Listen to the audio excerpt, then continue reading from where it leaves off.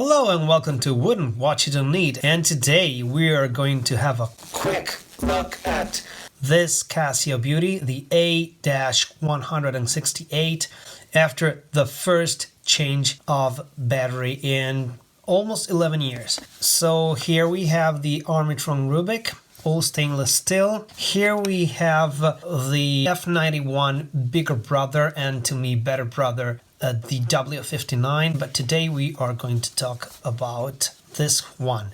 And why did I put this one between the all stainless steel Rubik and the all resin Casio W59? Well, because this one, the A-168, is a mix of the two, because as many of you already know, the case of this watch is not made of stainless steel, but it is resin which has been chromed. This watch, as I was telling you, is just shy of 11 years old. I don't know for sure because I bought this one in a brick and mortar store in October 2013 and now it's February 2014, and you can see almost no signs of the chrome plating wearing off. I mean, there are some scratches visible. This watch has been worn quite a bit for the first 3 years of its life, 2 or 3 years, and then it has been worn occasionally. So 2 or 3 years of daily use plus some occasional use in the following years. And as I was saying, you can see scratches, but the signs of the chrome plating wearing off are not there. The bracelet instead is made of real stainless steel. The links are, as you can see, are made of folded steel, but the outer part of the bracelet, the one that everybody sees, looks really nice in my opinion. So I made a video of this watch after 9.5 years of use a few months back, and we found out that the watch was telling the time correctly, that the functions were working.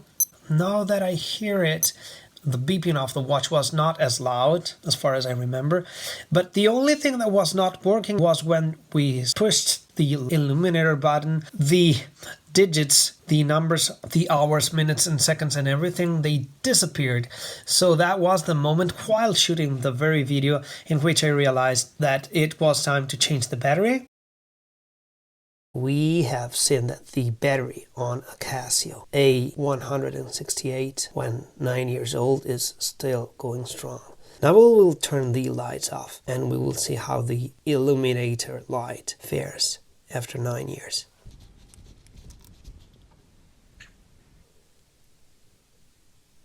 Aha!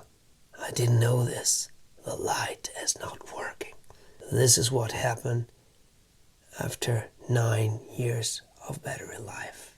Not working. Used to glow with a nice blue light. It's not working. And so in late December, I think it was on the 27th of December, we can compare the hours on these three watches. And why, oh why, did I take the two G-Shocks as an example? It's because they are atomic watches. This watch here, the A-168, has now officially more than 10 years battery. Today I am going to see if I manage to change its battery. It's not getting the signal.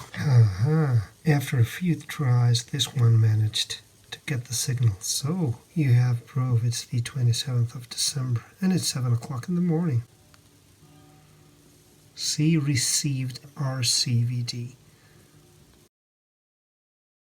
I went to a watchmaker shop and I had the battery change for, I don't know, 4 or 5 of my Casios, and this one was one of those. You might have noticed in one of my previous videos, the one about the Armitron Rubik, there were some B-rolls or some pictures of the back of this watch, and just watching those pictures I realized that the watchmaker who had inspected this watch a couple of years ago and who had told me there's no need to change the battery, he had left a part of the O-ring was sticking out of the back case, and so it was pinched here. Have a look at this. This was bothering me in one of the previous videos. Can you see here a bit of the gasket sticking out. So today I'm going to try to have this fixed. The watchmaker who changed the battery of this watch told me that he would put the O-ring back in its place, but of course the water resistance was not guaranteed, and I'm thinking I might order a new O-ring. But for now, this is the Casio A-168 after about 11 years of use and with a fresh new battery. A battery is just a couple of months old, and let's see how the light fares on this one. So switch off the lights here in the room. It's dark enough to watch the illuminator work its magic, and here it is. Beautiful. I mean, I think this is a really beautiful light, and the light will stay on for as long as you press the button. Let's make a comparison between the W59, which has more or less the same light as the F91. Okay, it's not pitch black.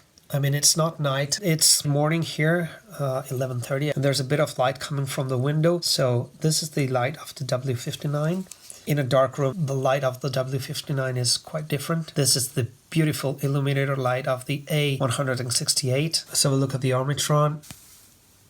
Very, very feeble, very weak light. The battery on this Armitron is perhaps a year and a half, 2 years old. You can see that the light is not that good. You can check out the review of this Armitron where there's a section dedicated to lights only. Let's compare the two. So the W59 wins, but the most beautiful light is that of the A-168. Beautiful. So let's switch on our lamps. So dear folks, here is the Casio A-168. I will put it on my wrist. I have a very thin wrist of 16.5 centimeters or 6.5 inches. And I am wearing the huge Casio Marling, which despite my small wrist, I think I can still pull it off. Maybe because of how the lugs are curved and the comparatively short lug-to-lug distance of this watch, despite it being a 44mm diameter case. Beautiful Casio Marling. I've done a review of this one, and let's take this off the wrist to see how the A-168 wears on my wrist. First you hook it here, and then you hear the click. A beautiful Casio engraving on the clasp here, and here is how the watch looks on a 16.5 centimeters or 6.5 inch wrist. It's the ideal size, I think, even though I'm so used to wearing bigger watches like G-Shocks or the Marlings, or that it looks small to my eyes, but really this size is ideal. And I do like this watch.